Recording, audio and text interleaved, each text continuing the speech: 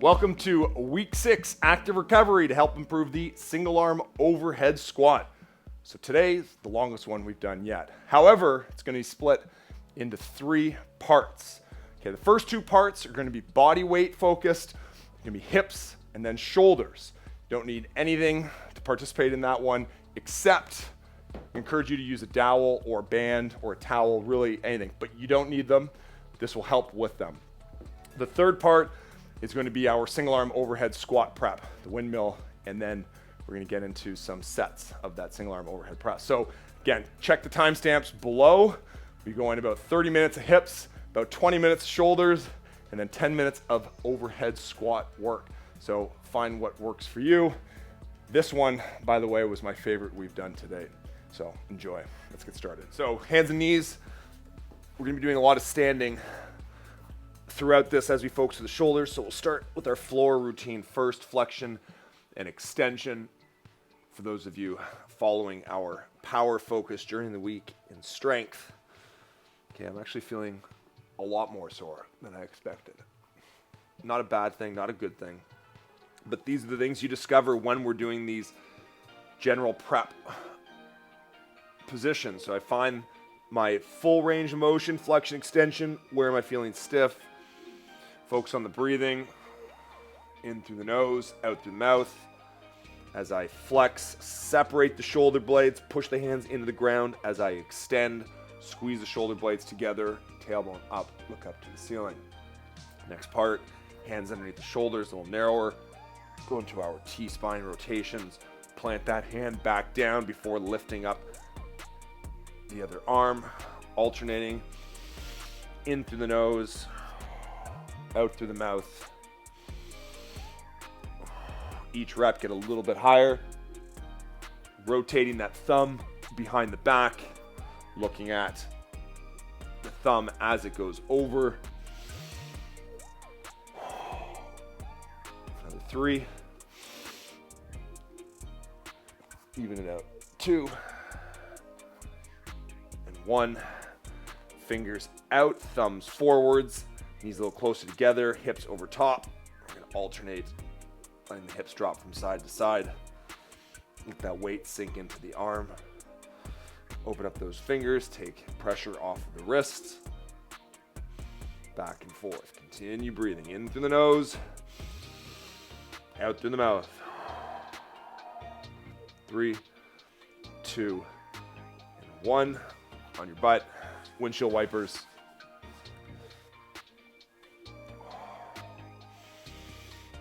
In through the nose, out through the mouth. Think about those shins coming down to the ground, and you can slow this pace down. If you are not able to get both of your shins on the ground at the same time and off of the ground at the same time, okay, ensure that you are slowing this down to focus on that symmetry between both sides. And the reason behind this is we want to find internal rotation, external rotation through the hip.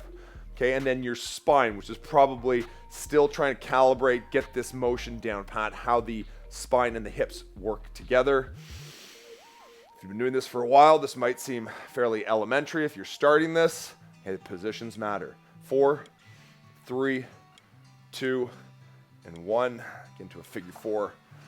90-90 position. Reach forward with the arm. Come back up to a cross-legged position.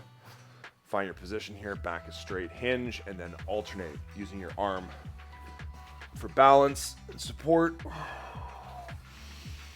And alternate. More on those squats that we were doing this week, and really the deadlifts as well, is going to be, we've been doing higher volumes at higher intensities, although not a ton of volume, but just working at that weight for that many reps and emphasizing the velocity at which you move in the squat. Okay, good strength adaptation for an alternative to just going 3 sets of 10, 5 sets of 5, or even tempo for that matter, where you're slowing the rep down. Working on power helps you improve different attributes of strength, prone adaptation, which is As you know from all my lectures, increase fitness. Let's go 2 more. Reach up nice and far. Palm up. Hinge a little bit more each time on the cross leg. Remember that back trail leg. Reach as far back as you can. Palm up. Reach. Cross leg. Last one there. Going into frog position. Knees out nice and wide. Start to pulse. Adjust your width of your knees based on feeling that stretch evenly from left and right sides. And then once you've got that distance between the knees set, and you've got an even stretch on both sides, begin to pulse a little bit deeper.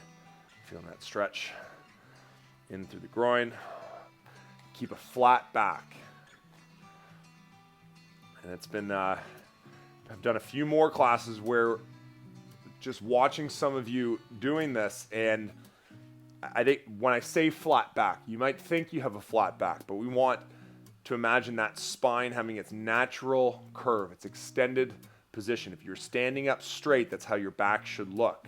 And if it's not like that, okay, adjust yourself. Obviously, I can't see you, but generally speaking, when people are doing it incorrectly, it's because they are flexed or rounded. If you're flexed and rounded, you are not getting the full depth. You're not going to get full depth into this stretch here. You're not going to get the full benefit. Another 4, 3, 2, and 1. Internal rotation. So I'm going to pivot one of the knees. Hip comes forward. Slide the hands for balance. Hip comes forwards. If you're new to this, well, first of all, you should be doing week 1. But if you're still working on it, watch me do a couple. See how I slide my hands for balance. Pivot on the knee. I keep the heel close to the butt the whole time. Opening up. 3. Make this even. 2. 1. And half frog into the hamstring. So find a light stretch here and then sink back into the hamstrings, back of the leg. In through the nose, out through the mouth. And again, flat back, nice flat back.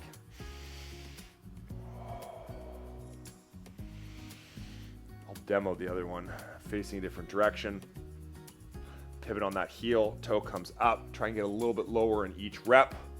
In through the nose, out through the mouth. 3, 2, 1. Good, other side. Sink down. Actually, demo from the other side. What side should I put on? So from here, if you're watching this, just a couple, if you're already comfortable doing it, go through the motion here. But my back, so I'm not flexed. Okay, I want to stay extended up nice and high as I sink the hips down, pivoting onto the heel. Note how that back stays straight. And the back staying straight is so important because what we do here in this general prep translates into our movements. So deadlifts, squats, where we are concerned about your back staying straight. But aside from the pattern grooving itself, what we're doing is we're finding the different pockets in this position that are tight.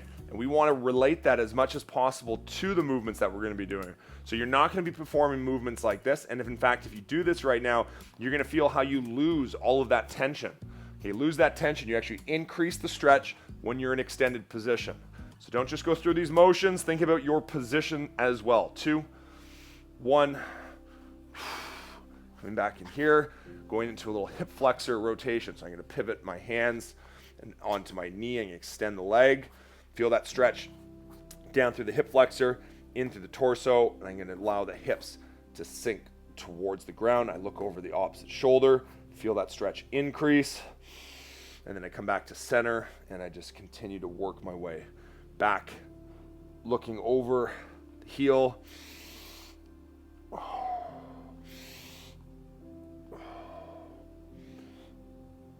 I want to be nice and straight. Again, thinking hip flexors, not just in the leg. We want to go into the torso, this rotation, get a little bit of your obliques as well.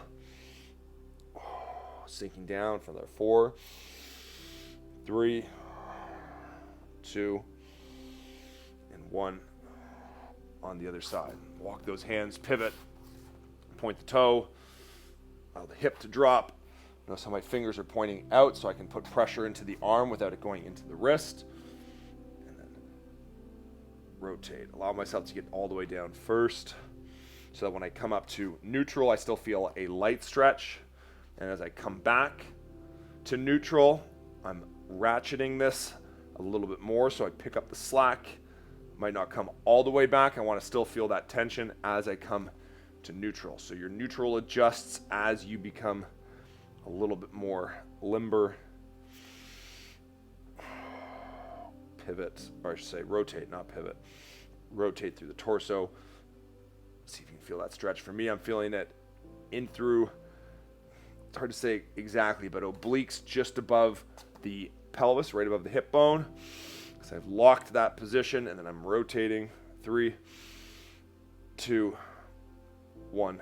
Good. Coming back to the frog position. So this is going to be the first shoulder emphasis, although we will still be in this frog. So we thread the needle. As you thread the needle, I want you to reach down. We're going to get a little bit lower each time, but hand comes back down, plant, other side. So reach down, shoulder towards the ground, come back up. Each rep, try to get a little bit lower. Big deep breaths in through the nose, out through the mouth.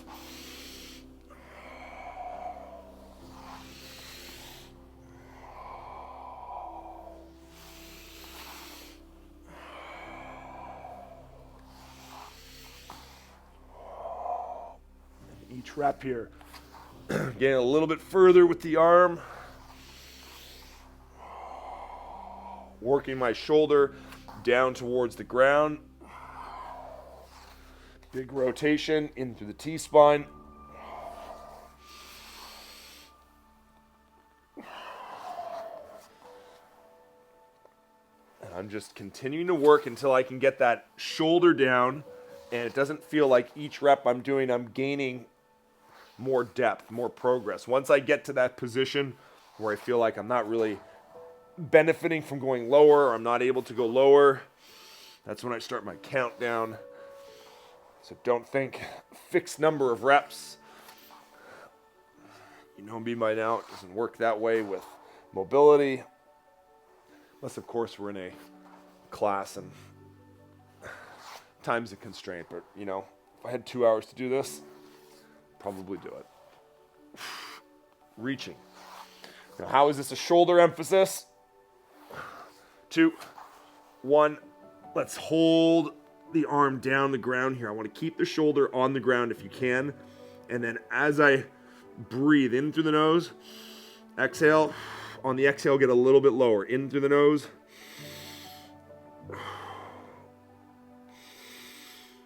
Keep breathing here. And now what we're going to do is you want to pin the back of the hand on the ground and think about rotating your shoulder back up. Feel the stretch through the shoulder. In through the nose, out through the nose. Pin the back of the hand on the ground. Think about pulling the shoulder up a little bit higher. In through the nose, out through the nose. One more. Come back up to the top. Let's go other side. Reach down here, shoulder down towards the ground.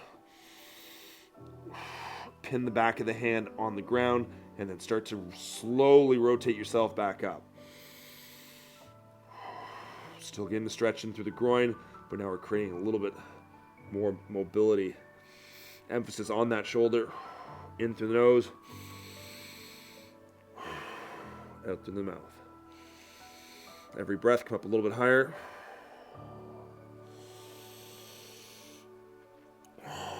Still keeping the arm on the ground. Ends up being like a cross-body arm stretch. Into the nose. Out through the mouth. And then coming back up. Knees together. Hips forwards. Go into a little mini saddle stretch here. Okay, so let's work on those hips coming forwards. With the hips forwards, backs of the feet, Okay, our tops of the feet on the ground, squeeze the glutes, lean back, feel stretch to the quads, and then come back up to center. A little activation, squeeze the glutes, lean back stays extended, back to the top. 4 more. Okay, this just helps counter all the groin stretching, extending these hips. 3, 2, last one, and 1. Okay, lizard sequence here. Hands down on the ground, 1 foot forwards. Start the other side so you can see it. Okay, let's start with our circles, find the position. Okay, we're maintaining a tripod foot. Little toe, big toe, and heel firmly planted on the ground. I want to find a position where my knee can come as far forwards, maintaining that tripod foot. So I can adjust where my back knee is. Both of my hands are on the inside of the foot. Draw those circles in through the nose, out through the mouth. Switch directions with your circles.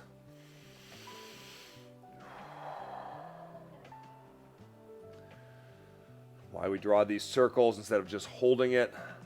Okay, we essentially wiggle our way into a deeper position.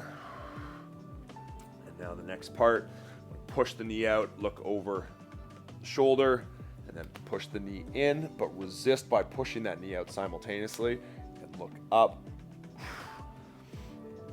Rotate over, up.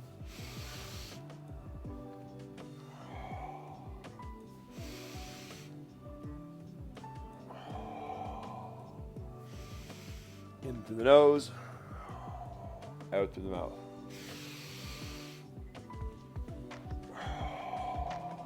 Last one. Now from here, inside arm towards the ground. Don't worry if the elbow doesn't touch yet. Up to the ceiling, and I'm rotating the shoulder. So I want to focus on the shoulder at the top. I draw the elbow up, rotate, palm comes forward, thumb is back, and then continue to work my forearm down to the ground. It's important you keep your other hand, the one that's stabilizing your body, in line with the foot. You don't want to be out. I want to stay in line with the foot. Forearm down. Tripod foot. Knees over top of the toes. Okay. Let's see if you're not in that position. Okay, if I'm here, I'm going to repeat a bad position here. So my knee is back, my hand is forward. I can get down lower. I'm not getting that same position. Now low is relative. Some of you might be able to get the forearm down, no problem. Work on your chest coming down while maintaining the knee coming out.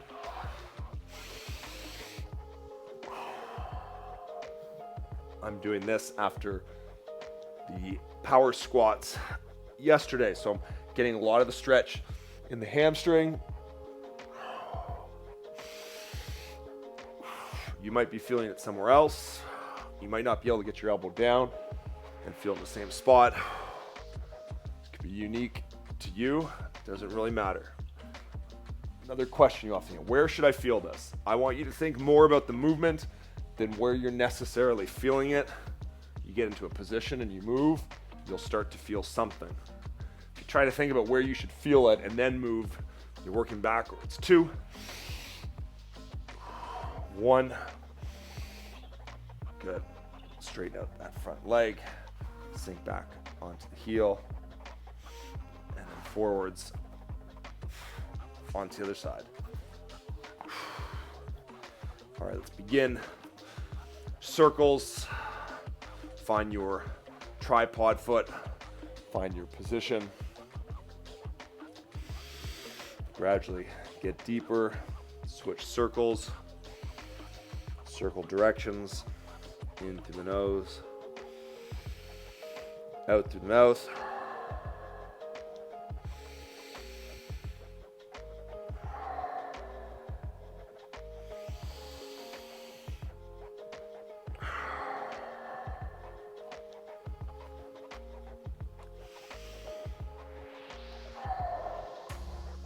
Pushing on the knee, looking over the shoulder, pulling on the knee, looking up to the ceiling.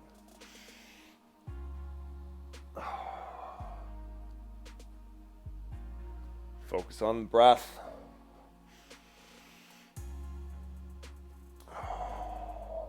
If I were doing this by myself and I weren't talking, you would just hear the inhale through the nose, exhale through the mouth constantly.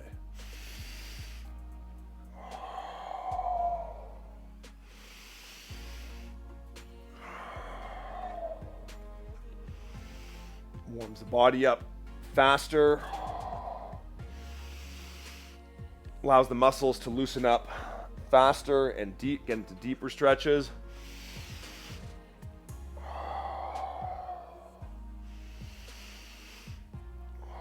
Helps make this a bit of a nervous system workout or autonomic nervous system workout as well to benefit more from your time. Last one. And let's work on the rotations. Okay, still make sure you've got that tripod foot. Knee is forwards, forearm down. Draw the elbow up. Again, don't worry about getting super deep on the first couple. Work your way towards the ground. Rotate the palm back, thumb towards the camera. Thumb towards the camera. I think I made that reference for a while.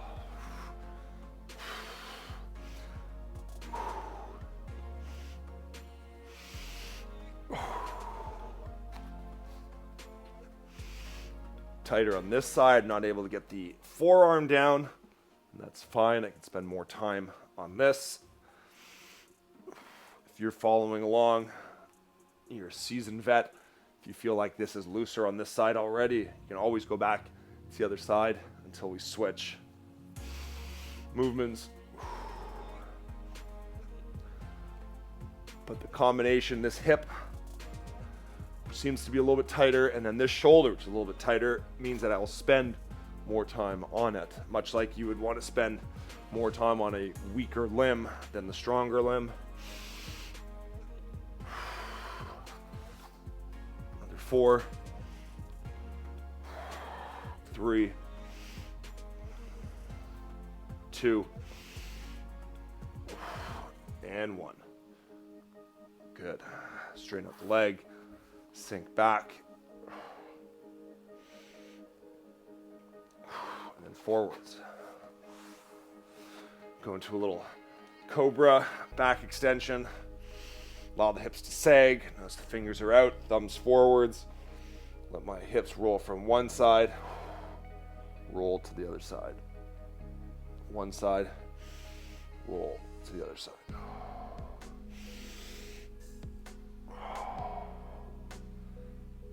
Child's pose, butt down, arms overhead, and rock left and right. Try to lengthen the spine as much as possible by walking the fingers forwards. Keep the butt down towards the heels. As I'm rocking, inhaling through the nose, exhale through the mouth. I'm enjoying laughing at myself today. And as I continue to rock, get a little bit deeper in the rock. So move further left, further right, but feel the stretch increase through the shoulders. Don't just rock for the sake of rocking. Try to find that area that allows a deeper stretch into the shoulders. Another 4, 3, 2, 1. And then let's come to a stand. Squat sequence. Okay, you can use the edge of the mat, or hold on to something if you're not able to get into these full squats. Okay, but a heel wedge will help here as well. Heels up, squat width. Going to 5 squats.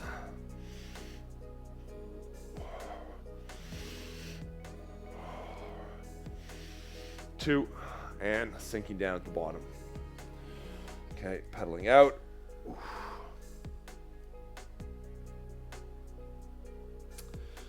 Rotating as we pedal out those heels.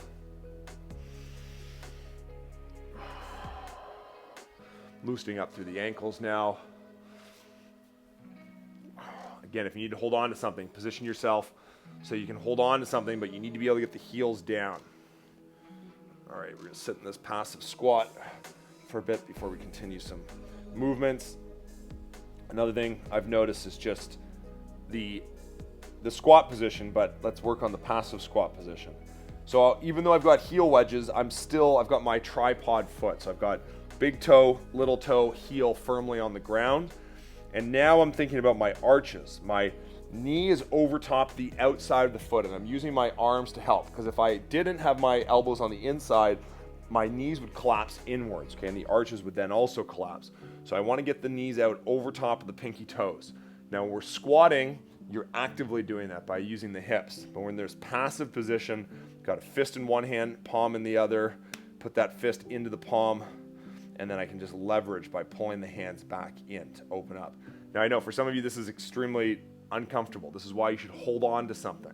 But as a human, your goal here, all right, is to be able to get into this low squat comfortably. This should not be something that's uncomfortable. If you want to work on it, best way to work on it is get in the squat. You can also do these videos. They definitely help. But I want you to find a good position. Don't just sink down here in a bad position, because again, we want this to translate into all of your movement patterns. So pushing the knees out nice and wide. 15 more seconds down here. If you zoned out in my lecture already, I hope you're breathing in through the nose and out through the mouth. On the exhales, feel that spine lengthen. 2, 1, standing up, shaking out, and then 5 more squats. 5, 4, 3, 2, 1. Okay, next part, get into some light Cossacks. So especially, okay, socks, a little bit more slippery, but all I want to focus on is shifting my weight from one leg to the other. We did a lot of groin work, okay, but we would do it with the knees on the ground, now with the feet on the ground. I want to move back, forth, feel stretch in through the inside of the leg. Okay, and once I feel like I've loosened up enough, I'm gonna sink down, pivot on the heel, put one hand on the ground, or 2 hands on the ground, I should say. It could be either in front or behind. It's gonna help with my position down here. Sink at the bottom, hold on, the fists on the ground, over onto the other side. Same idea, sink the fist down on the ground, whatever it is to keep yourself upright. Over, do one more each side. This isn't the focus for today. Perhaps in our next training cycle, which I've already begun to think of, and I hope you've got some ideas too you can send over my way. If not, just leave it to me. I come up with some good ideas. 2, 1, coming up, shaking out legs. Okay, and then going into my favorite hip airplanes. So this is where you'll need wall access. You want to hold on to something though. Try not to freestyle this because you won't be able to get as deep into it. Let's get into our hinge. So find your hinge first. My back is flat. My torso is almost parallel to the ground. Feeling a stretch in the back of the leg. I'm going to close the hip and then open the hip. Close the hip, open the hip. Think about stacking those hips. Keep the chest down. Okay, if you can see the wall in front of you easily, it's because you were not hinged over enough. Open and close. Open and close.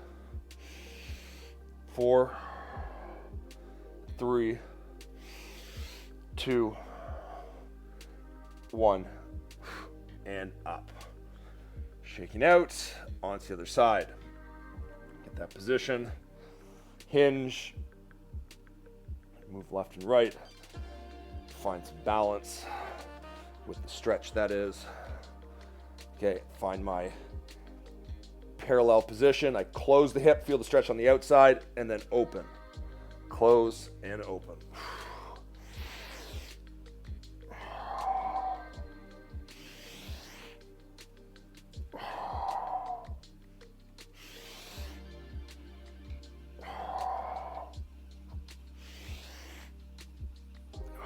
For me, much stiffer on this right hip. So this motion, not as natural on the right hip. Spend a little bit more time on it. You should be paying attention to that as well.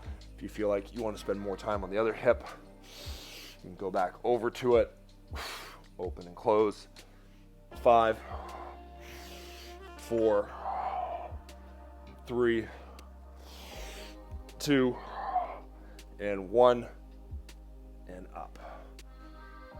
Shaking it out. So back into the squats here. When I sink into the squat, we're going to go into a hinge. So I want to find the stretch in the back of the legs first and then go into the squat. So from the side, I want to go hinge, feel stretch in the back of the legs, and then go into the squat.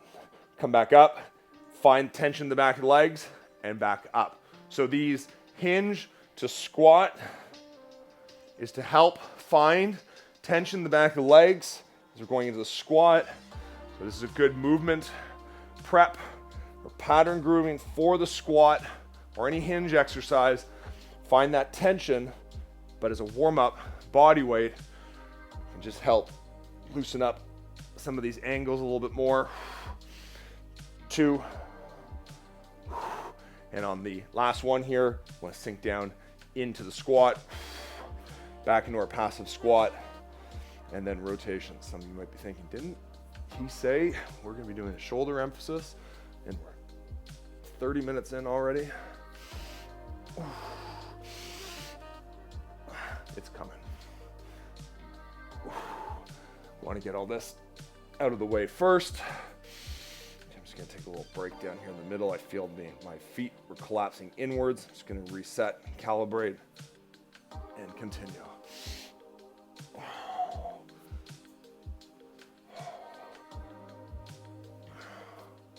2, 1, stay at the bottom.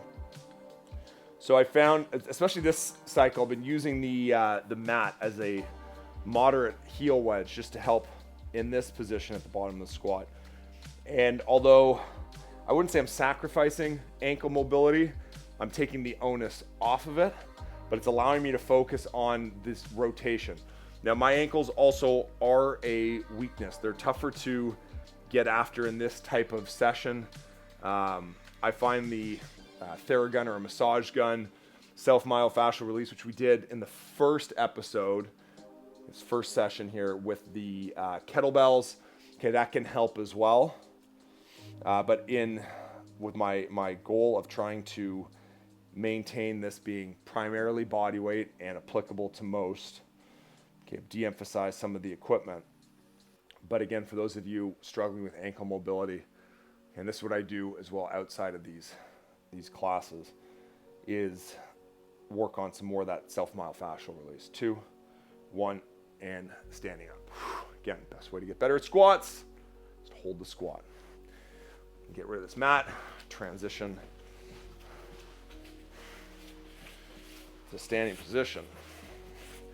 Okay, so shoulders. Shoulder circles to begin here. Oh, hips, spine feel great now. I mean, if anything, probably preaching to the choir here, and you know my point of view already, but just the best morning routine. And I can shorten that. I can put that in half and just instantly feel better. 2, 1, let's switch directions. Feel like there's nothing blocking the legs, hips at all. Now, I wouldn't want to do that whole sequence before, say, heavy squats or deadlifts, because I'm putting a little bit too much slack into the musculature, and I want more tension for those types of workouts. So if I just decrease the amount of time before doing it, that could also work. And across the body, palms up. Especially compare to how my hips feel, the shoulders feel even tighter. But we're gonna fix that. Rotate those palms, arms cross over. Think about the shoulder blades also moving. Squeeze the shoulder blades together. The palms come back for 3, 2, 1. Palms are up. Gonna rotate one palm down, look over to the palm that's up. Alternate. Think about pushing those fingers to opposite walls as I reach my chin towards the hand. Create a little bit more slack here, especially in through the top of the shoulder and the neck. 5, 4, 3, 2, 1. Here we go, we reverse fly. So back is straight, a little bit of tension in the back of the legs, thumbs out, squeeze the shoulder blades, and then pinkies come together. Squeeze the shoulder blades, pinkies come together. Now, notice how my arms are on a line. Actually, you might not be able to see it, but there's a seam in the tiles here, the floor tiles. I'm following that seam. I'm not coming up, and I'm not getting the backs of my hands. I'm having my thumbs follow that seam, and I'm squeezing the shoulder blades at the top. Now, as I'm doing this, and this is also going to be one of the things I'm emphasizing here in our shoulders, is what your shrug looks like. So what I mean by shrug is I don't want the shoulders to come up to the ears. I want to have no shrug. So when I say no shrug, okay, I want your shoulders down. So you're going to catch yourself. I catch myself as well. As you get fatigued, you begin to creep upwards with that shrug. I want to focus on keeping the shoulder blades down, squeezing them here with no shrug. 10, 9, 8, 7, palms forward, 6, 5, 4, 3, 2, and 1. Standing back up, palms up, reach to the opposite shoulder blade. Okay, and as I rotate this internal rotation, I want to get back externally by getting the thumb back, in through the nose, out through the mouth. Continue to work that hand up to the shoulders.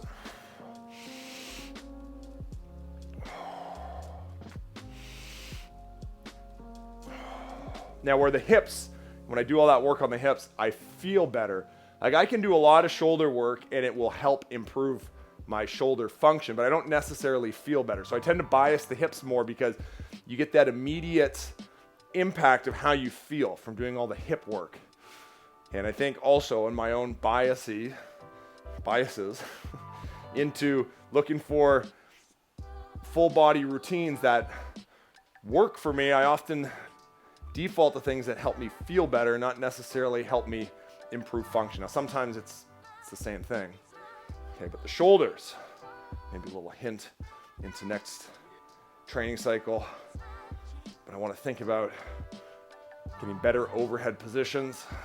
Because we're in week 6 now, and I mean, there's been a little bit of progress. I think a lot of the progress that I've had in the single arm overhead squat has been in just practicing the movement and the area of opportunity, especially after reviewing the tape, seeing how it was last week, is really that shoulder position. 3, 2, 1, and good. Shaking it out. Here we come to the dowel band in a minute here, but we're gonna get some wall access back and forth. So with this wall, if you don't have wall access, you do it from the floor. I'm thinking about low back, head, mid back flat against the wall, elbows against the wall to start here. I want to push the hands down towards the ground without allowing those shoulders to roll forward. I want to keep the shoulders against the wall, and then I want to get the backs of the hands against the wall. Okay, get rid of the shrug. 20 reps here.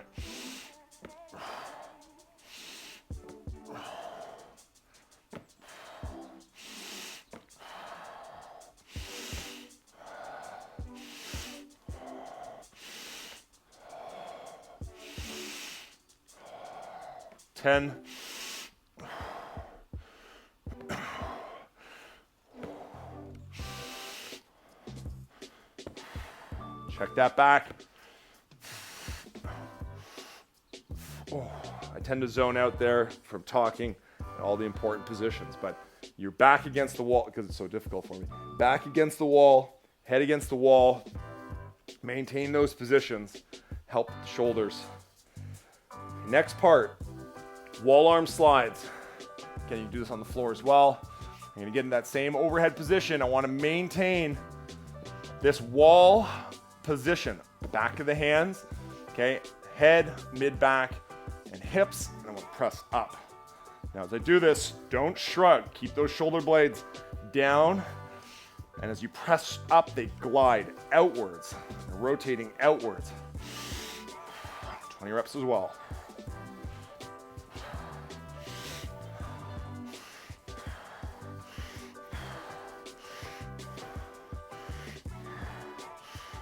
Ten more.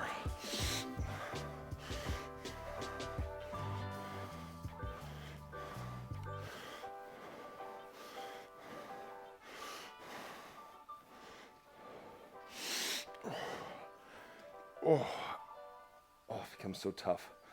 That gets my heart rate up more than anything in there. Okay, so you might be thinking, why is that so tough? So where I'm feeling this right now, sides, the backs of the shoulders, is between the shoulder blades. So being able to keep the musculature, the lower traps, rhomboids, just a lot of these muscles that are responsible for pulling the shoulder blades back together and keeping them down. Postural muscles are often underused, and when you don't use them enough, causes your shoulders to roll forward. So when we get in an overhead position, if you can't maintain this position where you can keep the shoulder blade down and get rid of the shrug, right, then you start to block yourself. Overhead becomes actually a vulnerable, a more dangerous position. So you should try and feel those between the shoulder blades. Now, I'm using the band, if you remember from the beginning, dowel, towel, shoelace, anything, just anything that can create some tension where I can pull apart. Okay, so I can pull apart. So as I pull that item apart, I want to lean from one side to the other, lean from one side to the other. I actually prefer the dowel on this. So continue to lean from one side to the other, lean one side to the other. All right, and if you are just not feeling resourceful and you want to do this from with no apparatus, then that's fine. Just keep the arms up. You won't get the same stretch to the shoulders. You'll still get a stretch. Over and back, over and back. Actively pulling the arms apart. 2, 1. Let's try to get a little bit narrower now.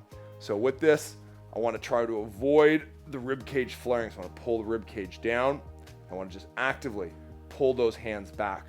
Now, last week we did a vertical arm bar with the kettlebell. For those of you that were doing the single arm overhead squats, all right, and this is similar to it. The difference here is that we don't have the weight helping you pull back. You got to activate a little bit more. So let's focus on the position, get rid of the shrug. Okay, I caught myself in a shrug. Pull the rib cage down. Hands coming back. I'm pulling apart. I'm actively pulling my hands apart as I move the hands back. And they're 5, 4, 3, 2, 1. Put this back down. I'm going to come back to it in a minute. And come to the wall again. Arm up overhead.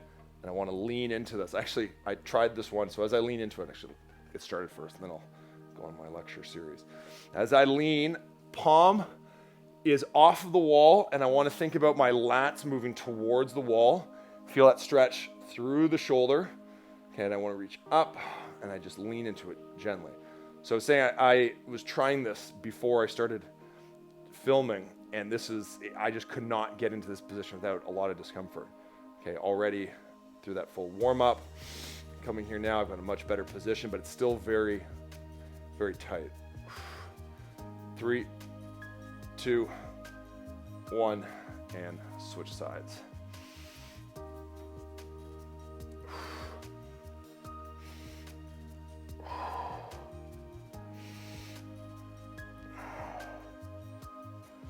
Into it.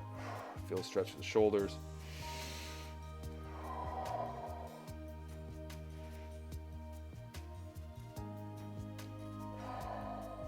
Okay, get a much better position with this hand overhead. I'm using my other arm to support myself against the wall as I continue to lean into it. 3, 2, 1, and come back up.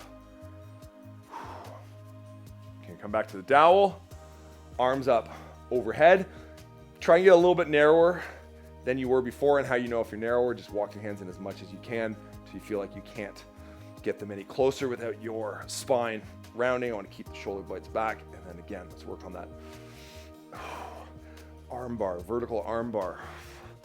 Drift backwards with your hands in through the nose, out through the mouth.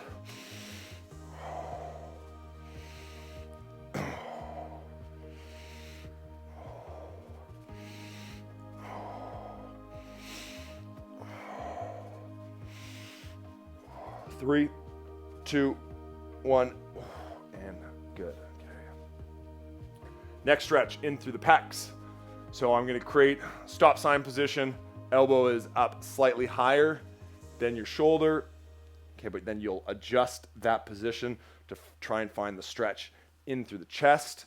Okay, this is not going from the shoulder. I mean, we don't want to feel the stretch in the shoulder. We want to feel the stretch in the pecs, but this is improving your shoulder's position, if you catch my drift. So as I continue to lean into this, feel this stretch through the pec.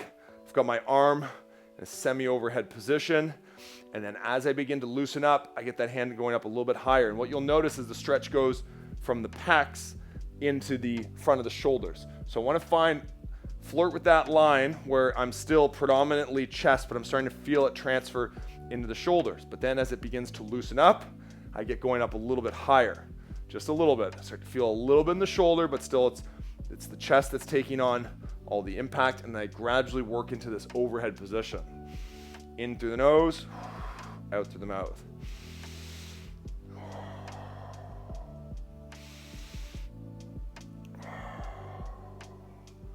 Gradually work higher, in through the nose, out through the mouth.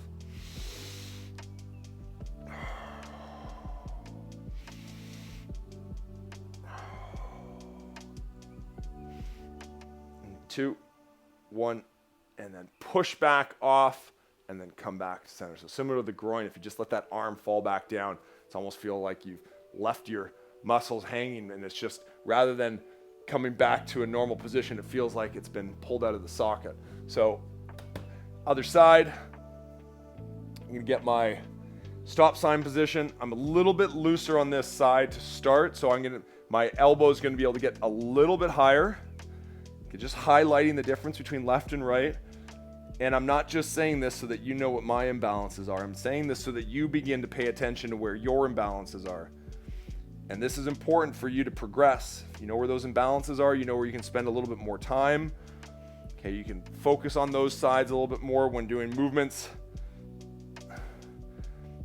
I can shoulder press with the barbell. This is where it just becomes so hazardous if you can't find the right position. I mean, really any barbell movement. You'll compensate with the stronger side. The stronger side starts to take over. That can lead to even greater imbalances, which can lead to injury. And understanding these limitations helps you progress. Being aware of it means maybe you don't load something up as much until you feel comfortable trying to even out that or distribute that use from one muscle to the next or one limb to the next. And again, I'm continuing to work this arm upwards as I pulse into it. Feel that through the chest, lightly in through the shoulder, okay, but mainly in through the chest. And for squats especially, it's, if you get a twist or if one ankle is more mobile than the other and you're going lower on one side, deadlifts are the worst. Really, the squats, the deadlifts, and the presses, which we do with a barbell, require you to have so much more engagement with your physical ability if you want to be able to maintain and sustain that strength without injury over time, that there really begins to present a use case where using the barbell for your goals isn't really necessary, and then becomes hazardous. 2, 1, and good. But if you're aware of what you're doing, perfectly safe, great tool. Okay, shaking that off. Let's go back to the dowel. Again,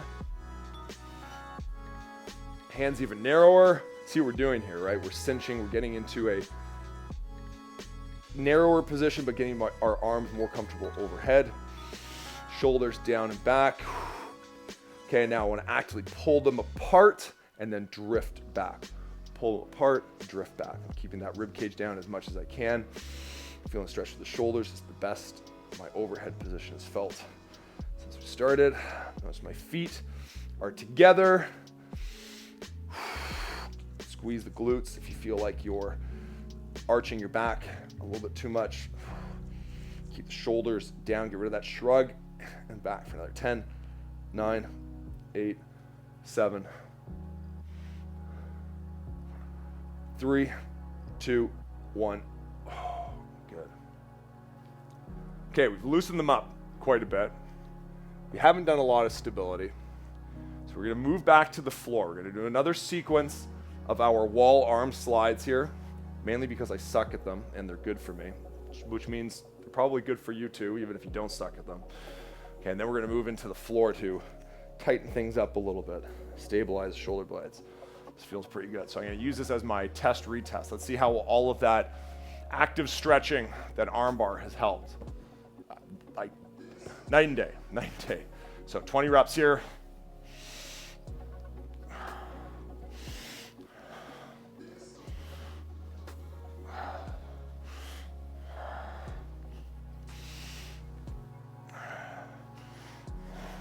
Feel it between the shoulder blades.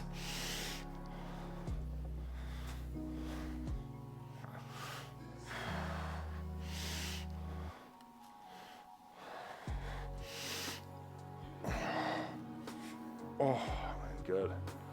Okay, that felt much better. That's the best the wall arm slides have felt for a while, is focusing on those shoulders. All right, let's tighten things up here. Let's go into a beast position. Oh, hips feel tight again. Got to redo the whole thing. Hands underneath the shoulders, knees an inch off of the ground. You're gonna tap the knees on the ground as you squeeze the shoulder blades together, and then as you separate the shoulder blades, they come off. So if you watch my position here, note how the knees tap at the bottom. I'm not resting, they tap, and then they come off at the top. Okay, this is my scapular push-up. 6, 5, 4, 3, 2, 1, and then tall plank, windmill, open up. 10, 9, 8, 7, 6, 5, 4, 3, 2, 1. Down dog. Get the arms overhead, pedal out the heels, get a little bit into the calves, feel that stretch, heels down towards the ground, in through the nose, out through the mouth. And I want to reach with one hand, so toe, alternate, stabilize this overhead position.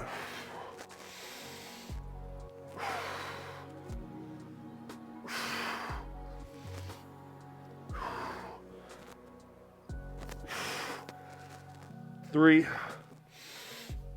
2, actually, I'm gonna hold this here, alternate if you want, and good. Beast again, got the under switch, screw the shoulder in the socket, and reach, pull the elbow down, reach, pull the elbow down, keep those hips up. 5, 4, 3, 2, 1, come back down, and onto the other side. So let's get into our crab, hips up, knees over top of the feet, screw the shoulder in the socket, reach, pull the elbow down. 5, 4, 3, 2, 1, and back down. All right, coming up. So that is our hip and shoulder portion. Now we're going into the single arm overhead squat portion. So those of you who are not doing the kettlebell work or with the shoe, we'll see you in the next one. For everyone else, I'm going to grab first moderate bell. What we do last time, going to the green. I was going 44 last time. So windmill. And again, if this is the first time you've done this, stop here. Go to in this playlist, go to the first video, which will go, for the first 3, I think, we'll go over the half kneeling windmill. Okay, the half kneeling windmill. And for those of you who know the half kneeling windmill, but aren't able to do the full windmill yet, stay with the half kneeling windmill. Okay, so our overhead position now for the windmill. Start the non-dominant side. Get this up.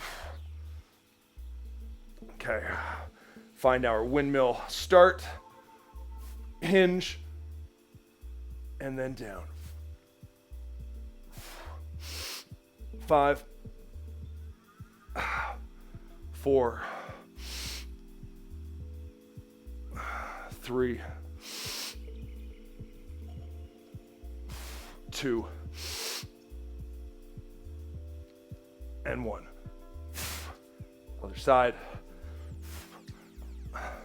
So why we do this windmill is to help prep the shoulder girdle for impact. Okay, this weight for me is moderate, so pick a weight accordingly, or if you're using the shoe, still work on your position. Can't talk while doing this. Find that hinge. Really though, the first few videos are better for all of the instruction, because at this point, I have to see what you're doing. There's just so many moving parts. And 1, good. Oof. All right, so that's all we're doing with the windmill. Loosen up for that overhead squat. Start first with the wedges, if you've got them.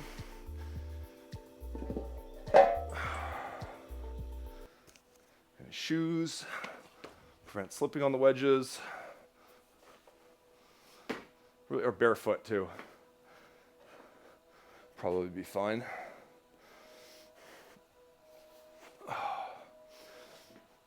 Start first light. So one of the things I'm going to do today, I'm going to try with, warm them up 3 aside. Then I'm going to go 3 aside without the wedges. And then I'm going to try to increase the weight. it's not that I'm trying to fail, I'm looking to find the fail point. Because what I found the last time is that the bell weight that I've got right now is still so light that I can get away with the arm drifting forwards because I can pull it back up. But that's not going to be possible at a heavier weight. So let's get into our wedged or single arm overhead squat. Actually, I want to start with the good side first. Create that muscle memory. There's no fatigue factor that's going to impact it. Okay, pull that shoulder back. Down for 3, 2, 1. Now on the other side. Get overhead. 3, 2, 1. Good. Okay, wedges. Make that seam very achievable. Okay, now we're gonna do the same thing. No wedges. Okay, start at the dominant side. 3 per side.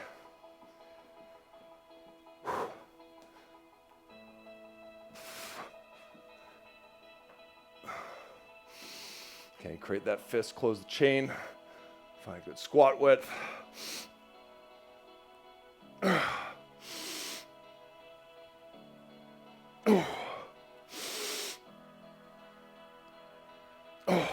Still quite a bit of drift. That was the good side.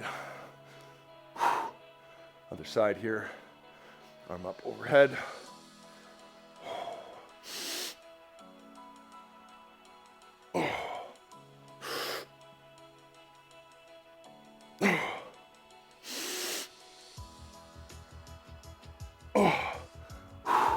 Second rep drifted a lot. Third rep was a little bit better. All right.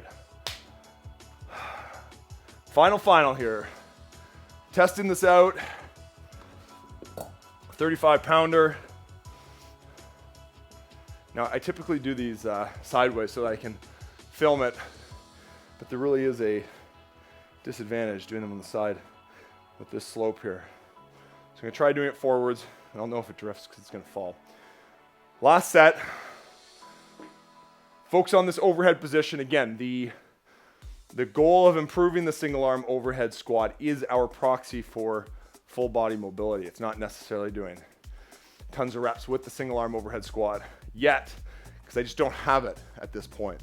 But as you've heard me say, the way you get better at it is by continually doing it.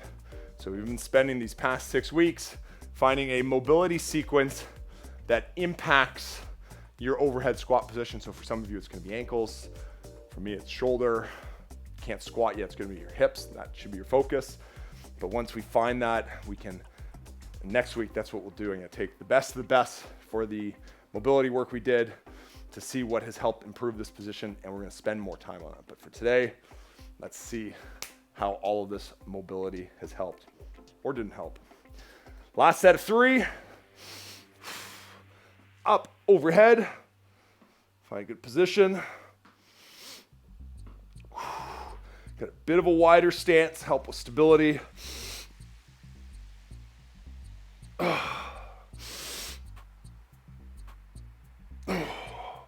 One more. All right, it was close. Right arm's still better than the left though. So let's see it on this side.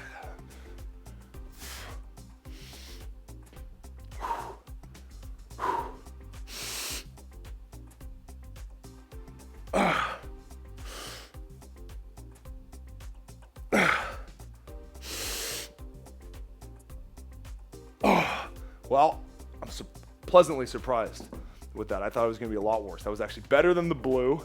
Had to force it back. It actually felt pretty good. That is by far the best single arm overhead squat I've done to date. So I'm gonna do one more set just because, as I said, I wanna fail and I wanna see where my limits are. But I would go ahead and make the potentially premature conclusion that the additional work on the shoulder was what helped unlock this position. And although the heel wedges, ankles are still a limiting factor, I can spend more time working on the shoulders to help improve this position.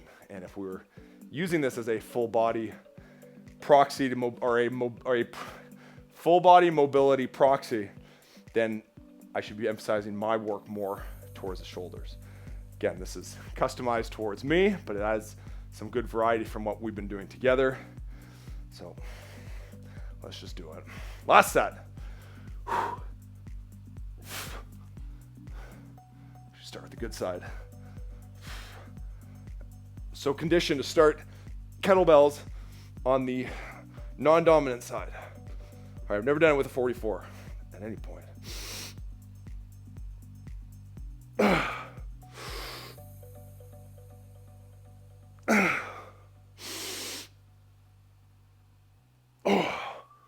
Whew. Much better than I thought. All right, next. The real test.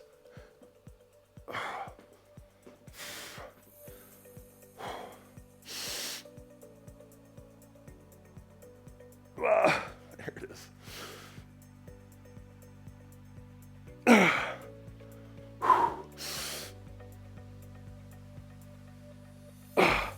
Good.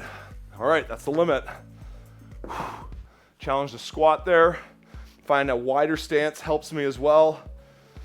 Was able to find position. I really think now I'm ready to do more overhead squats and work on that position. But week 6, that's a lot of progress in 6 weeks.